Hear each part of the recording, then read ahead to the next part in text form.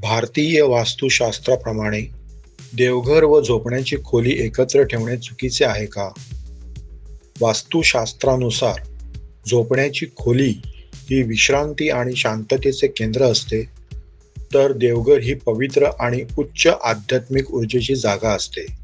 या दोन जागातील ऊर्जा प्रकार पूर्णपणे भिन्न असतात. एक भौतिक विश्रांतीसाठी तर दुसरी आत्मिक उन्नतीसाठी.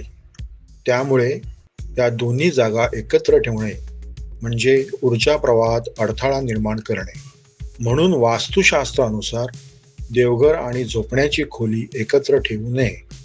परंतु जागेअभावी देवघर बेडरूममध्येच ठेवावे लागत असेल तर लाकडाचे पार्टिशन, पडदा किंवा सजावटीची विभाजक भिंत करून दोन्ही विभाग विभक्त करा. त्यामुळे दोन्ही ऊर्जा क्षेत्र स्वतंत्र राहतात आणि घरात सकारात्मक स्पंदने टिकून राहतात.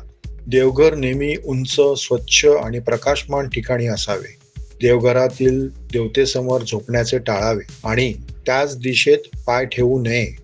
देवतेची प्रतिमा पश्चिमेकडे असावी व आपण पूर्वेकडे तोंड करून पूजा करावी. असे केल्याने धार्मिक ऊर्जेचा सन्मान होतो आणि घरात शांतता व श्रद्धा टिकते. आपल्या वास्तूतील स्पंदने, नकारात्मक आणि सकारात्मक ऊर्जा स्रोत जाणून घेण्यासाठी आपल्या वास्तुतज्ञाकडून वास्तुपरीक्षण जरूर करून घ्यावे. आवश्यक असल्यास वास्तुपरीक्षण आणि वास्तूतील नकारात्मक ऊर्जेच्या निवारणासाठी संपर्क साधावा. धन्यवाद.